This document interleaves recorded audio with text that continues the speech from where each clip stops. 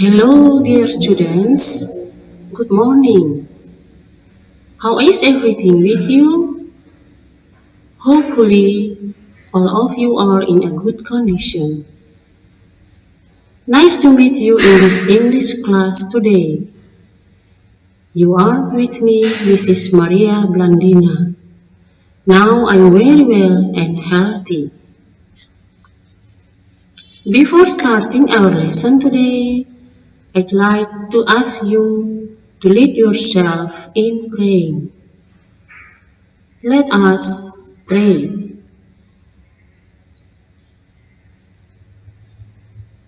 Finish. Thank you. Okay, students. Our material today is about procedure text. Our material today is about procedure text. Materi pembelajaran kita hari ini adalah tentang teks prosedur. Ya, teks prosedur. Apa-apa saja yang akan kita bahas hari ini? Sebelumnya mari kita ketahui dulu tujuan pembelajaran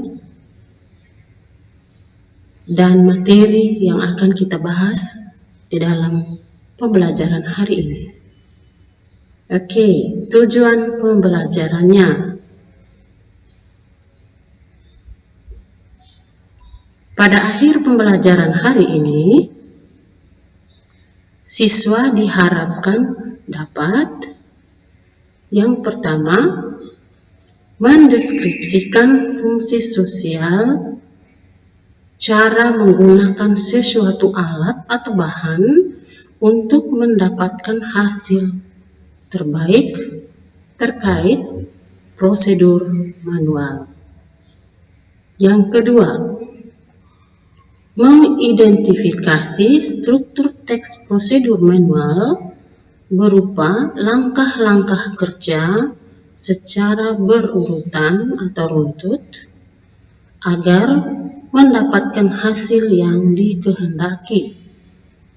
Yang ketiga, memahami langkah-langkah kerja secara runtut atau berurutan untuk menghindari kerusakan dan pemborosan. Yang berikut, menangkap makna secara kontekstual terkait prosedur manual, pendek dan sederhana sesuai dengan konteks penggunaannya. Ya, tujuan pembelajaran yang terakhir yakni menulis teks prosedur manual sederhana. Oke, itu tadi adalah kelima tujuan pembelajaran kita pada pertemuan hari ini. Oke, sekarang kita masuk pada pembahasan selanjutnya. Yang pertama, di sini Ibu tayangkan tentang pengetahuan kita tentang teks prosedur. What is a procedure text? Apa itu teks prosedur? Procedure text is a piece of text that gives us steps or instruction for doing something. Jadi, teks prosedur itu adalah sebuah teks yang disusun untuk menjelaskan kepada kita tentang langkah-langkah atau petunjuk-petunjuk atau instruksi-instruksi untuk melakukan sesuatu. Oke, itu tadi untuk mengetahui lebih lanjut what is a procedure text. Apa itu teks prosedur? Oke, yaitu sebuah teks yang digunakan untuk menjelaskan tentang langkah-langkah atau instruksi-instruksi, petunjuk-petunjuk untuk mengerjakan sesuatu. Oke, berikut kita pelajari tentang kinds of procedure text. Jenis-jenis teks prosedur.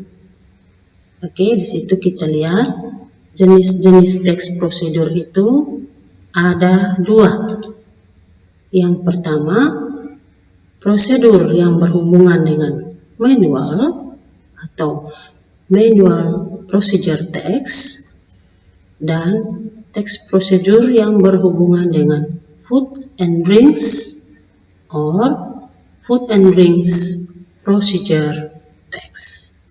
Jadi ada 2 jenis teks prosedur yang akan kita pelajari pada pembelajaran hari ini dan selanjutnya, yaitu prosedur yang berhubungan dengan manual dan prosedur yang berhubungan dengan cara membuat makanan dan minuman. Oke anak-anak, itu tadi tentang jenis dari teks prosedur. Selanjutnya kita akan pelajari lagi apa itu manual. What is manual? Manual means a book of instruction especially for operating something. Manual itu adalah sebuah buku atau brosur yang berisi tentang instruksi atau cara atau langkah-langkah mengerjakan sesuatu agar bisa mendapatkan hasil yang sesuai dikehendaki.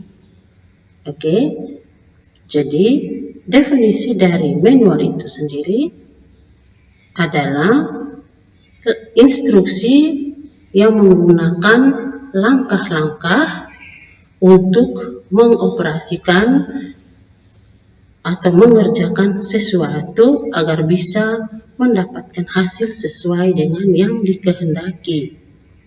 Oke, manual itu sendiri mempunyai beberapa arti. Yang pertama, dari jenis kata benda, manual is a handbook or a booklet. Jadi manual itu sendiri artinya buku petunjuk atau penuntun atau brosur. Oke, jadi jika kalian membeli barang tertentu, produk tertentu, biasanya di dalam produk itu akan terdapat sebuah handbook atau booklet di mana Anda akan membaca atau melihat instruksi-instruksi bagaimana cara menggunakan barang atau benda yang kalian beli. Ya, itu tadi namanya handbook or booklet. Ya, itu berhubungan dengan manual. Yang berikut, kata manual yang berhubungan dengan kata kerja, kata sifat ataupun kata benda.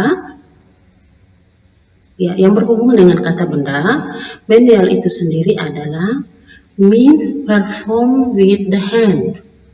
Suatu alat atau barang tertentu yang dikerjakan dengan menggunakan tangan, itu namanya manual. Or operated by means of the hands. Menghasilkan sebuah benda atau barang menggunakan tangan, itu namanya manual. Oke, kita beralih selanjutnya. Apa itu fungsi sosial dari procedure text? Oke, the social function of procedure text atau yang biasa dikenal dengan the purpose of procedure text. Di sini Ibu tayangkan the social function of procedure text is to describe or to explain or to tell how to operate or use an appliance a tool, a machine, or something properly so that the user will achieve the best performance and prevent accident, harm, and damage.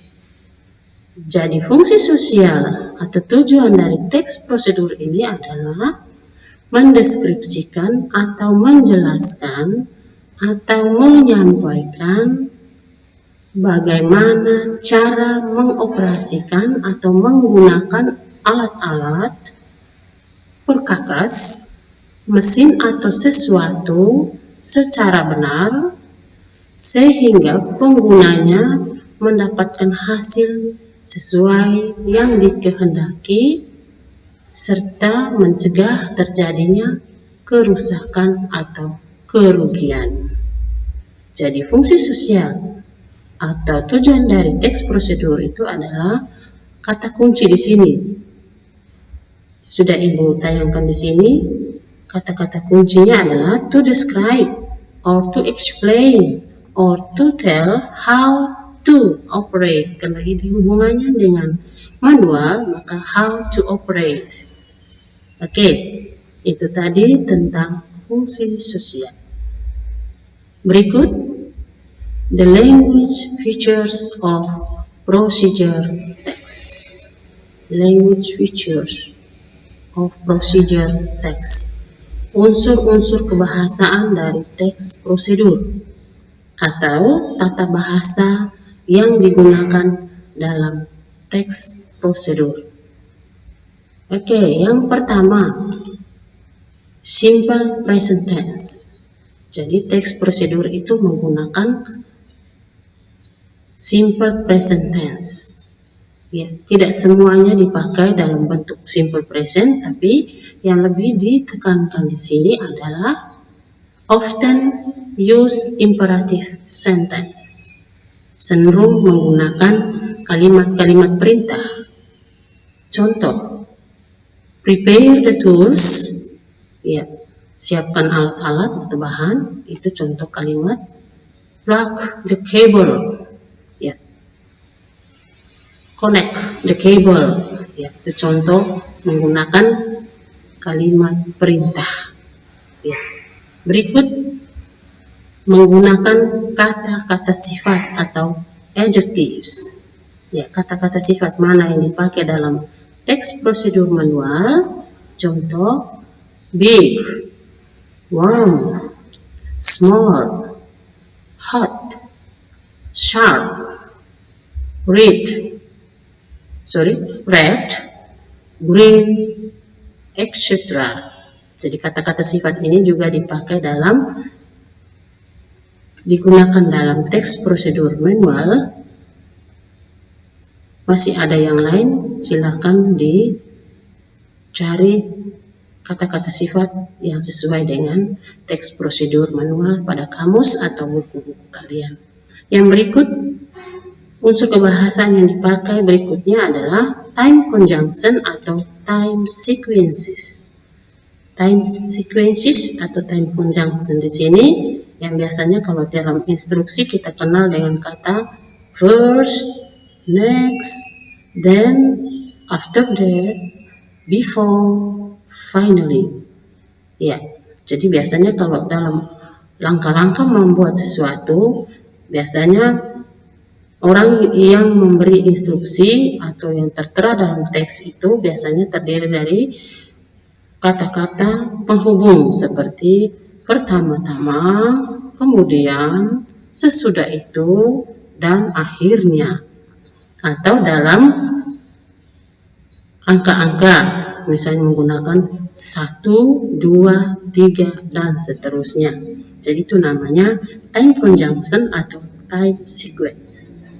Yang berikut, menggunakan kata kerja action atau action verbs. Contoh di sini, connect, disconnect, ya, plug, unplug, measure, yaitu kata-kata kerja action yang membutuhkan gerakan atau action. Oke, itu tadi. Berikut unsur bahasa yang dipakai dalam teks prosedur yang berikut ini adalah adverb of manner atau kata keterangan cara. Ya, kata keterangan cara, adverb of manner. Contoh, ada kata firmly, properly, immediately, slowly, quickly, perfectly. Ya. Misalnya contoh kata firmly. Ya, firmly artinya dengan sungguh-sungguh. Properly dengan tepat atau dengan benar. Immediately dengan segera. Quickly dengan cepat. Slowly dengan perlahan. Oke, itu tadi tentang unsur kebahasaan atau tata bahasa yang dipakai dalam teks prosedur manual.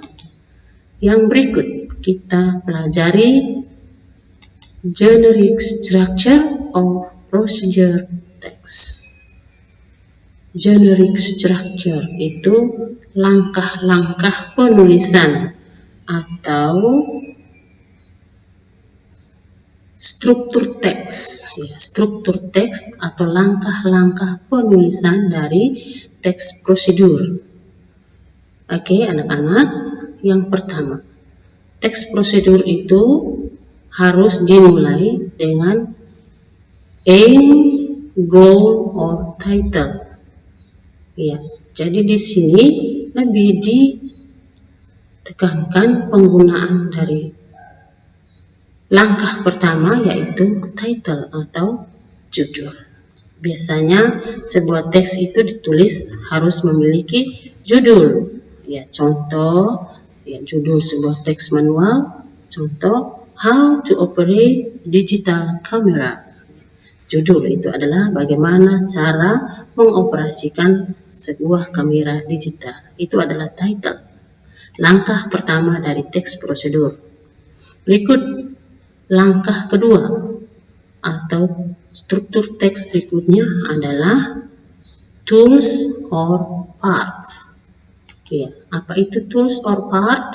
Yaitu alat-alat yang digunakan ataupun bagian-bagiannya.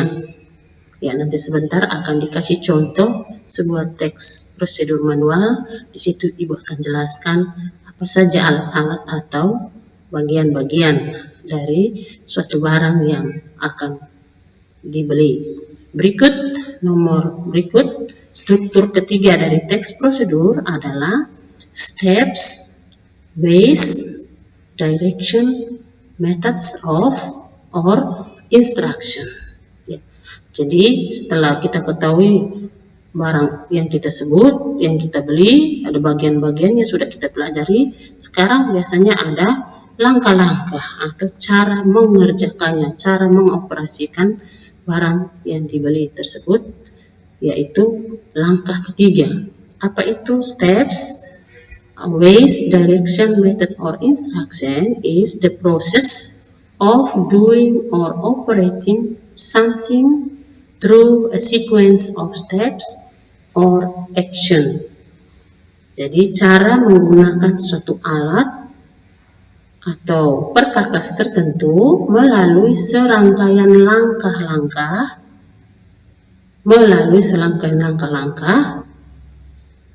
agar bisa menggunakan barang atau alat tersebut sesuai dengan yang diinginkan. Oke, ya, serangkaian langkah-langkah. Contoh menggunakannya dengan kata angka 1, 2, 3, dan seterusnya. Atau menggunakan kata penghubung time conjunction tadi. First, then, after that, and finally.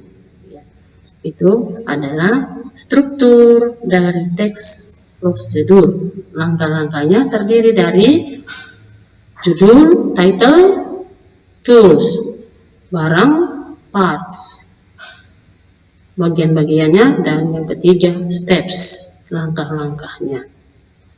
Oke anak-anak, itu tadi tentang generic structure. Berikut kita masuk pada contoh sebuah teks prosedur. Ya, contoh teks prosedur. Oke. Dengan judul atau titlenya How to cook rice cooker using How to cook rice using rice cooker. Bagaimana cara memasak nasi menggunakan rice cooker. Oke anak-anak, mungkin di sini kalian Ibu minta untuk membuka buku paket bahasa Inggris kelas 9 yang sudah Ibu bagikan. Itu dibuka pada halaman 70 sampai 72. Open your book on page 70 to 72. Ya, di situ ada contoh sebuah teks prosedur manual how to cook rice using rice cooker.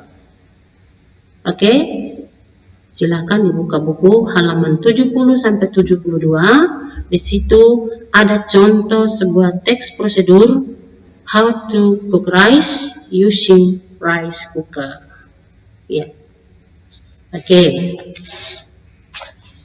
Sekarang kita lihat contoh teks prosedur how to cook rice using rice cooker. Goal or title-nya adalah how to cook rice using rice cooker. Berikut yang kita ketahui tadi, langkah berikutnya yaitu parts atau bagian-bagiannya. Apa saja bagian-bagian dari rice cooker ya? Apa saja bagian-bagian dari rice cooker? Oke. Pertama, bagian-bagiannya adalah contoh ya. Contoh dari rice cooker. Di situ ada banyak sekali bagian-bagian dari rice cooker yang mungkin kalian miliki di rumah kalian masing-masing. Ya, ada lid handle. Lid handle itu gagang penutup atau tutupan ya. Gagang penutup di mana tempat kita membuka tutup sebuah rice cooker. Yang berikut ada di situ ada steam release ya. Steam release itu tempat di mana ya uap dari masakan itu dikeluarkan ya, atau melepaskan uap dari dalam rice cooker, menandakan bahwa sedang dalam proses memasak ya. Alat atau bagian-bagiannya adalah ada di situ disebutkan steam release. Berikut ada bagian inner pot. Apa itu inner pot? Bagian dalam tempat di mana wadah di mana nasi atau beras itu dimasukkan untuk dimasak dalam mesin rice cooker. Yang berikut ada control panel ya, ada bagian dari rice cooker yang namanya control panel. Ya, apa itu control panel? Control panel itu tombol kontrol. Ya, biasanya ada tombol di situ ada cook ya, tombol merah. Bisa juga ada tombol panel berwarna kuning atau hijau yang tulisannya warm.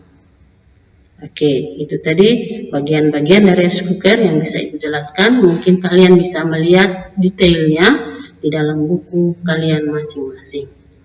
Oke, berikut langkah ketiga. The third is steps. Steps atau langkah-langkah. Langkah-langkah memasak nasi menggunakan rice cooker. Ya.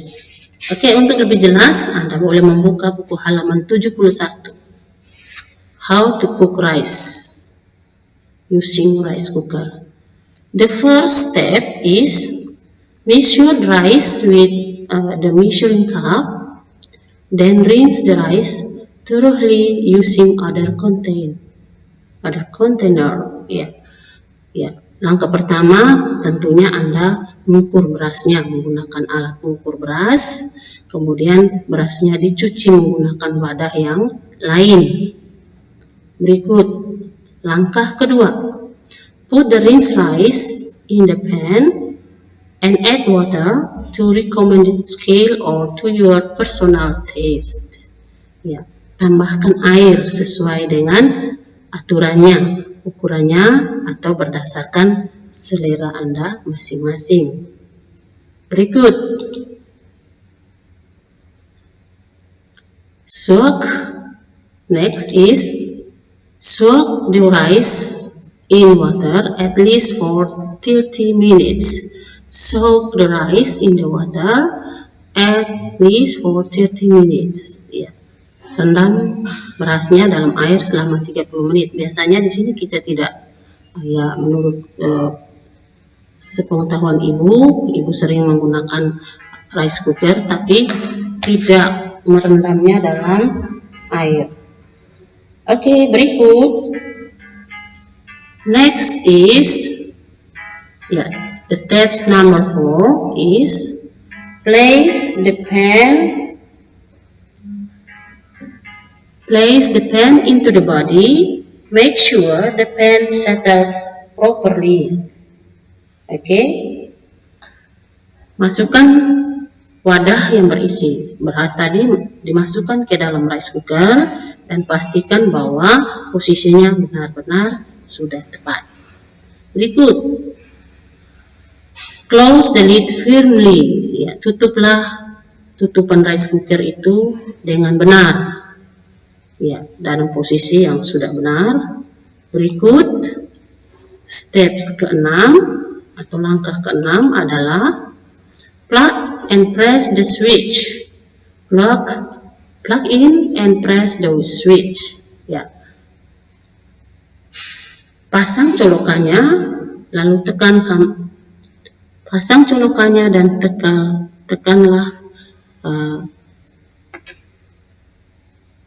tekan tombol berwarna merah atau cook, dan di situ tombolnya akan menyala, dan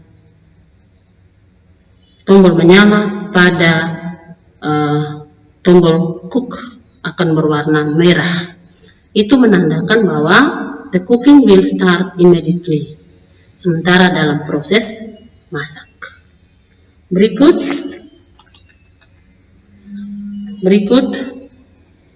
step terakhir ke-7.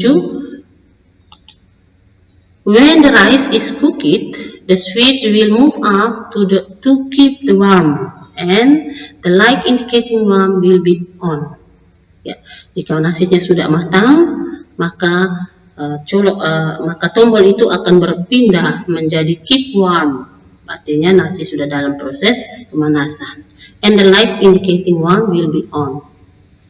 After the switch moves up, leave the lid closed for at least 15 minutes. Ya, setelah lampu nyala pada bagian warm, ditinggalkan atau dibiarkan selama 15 menit untuk menunggu proses matangnya nasi. Oke, langkah terakhir, unplug. Ya, disconnect the cord. Ya, lepaskan colokannya dari tempat colokan. Ya, dilepaskan colokannya dari tempat colokan. Oke, itu tadi langkah-langkah tentang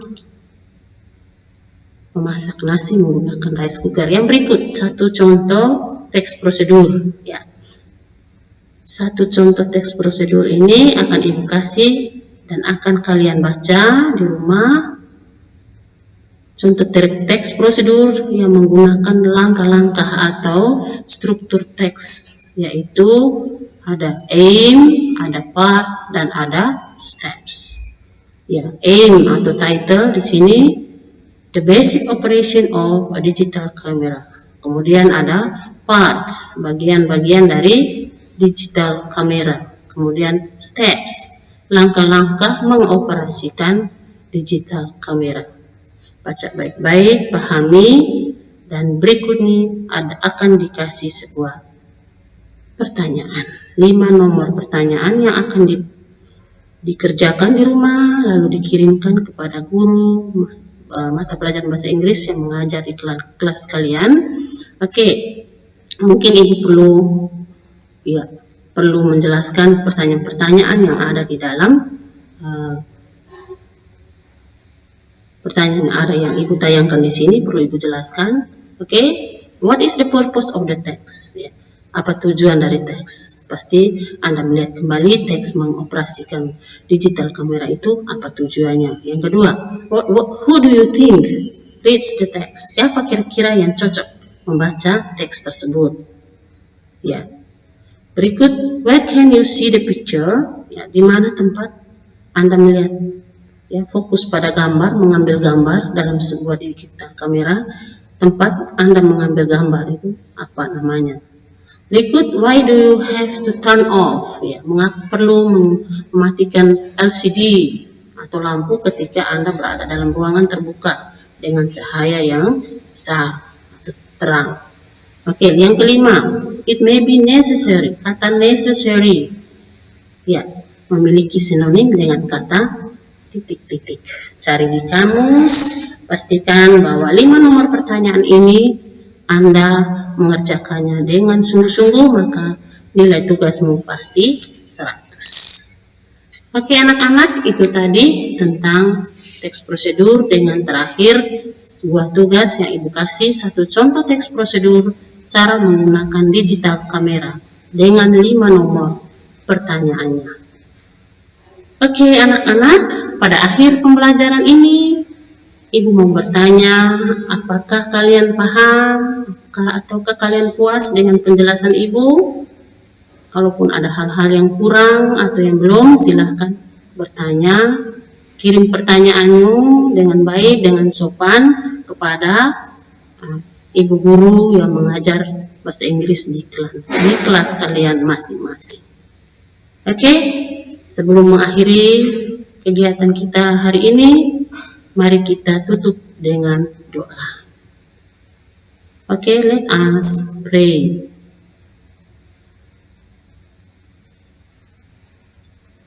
Finish. Okay, students, at the end of the meeting, I'd like to say thank you very much. Stay healthy and be strong. Okay, goodbye. See you next meeting.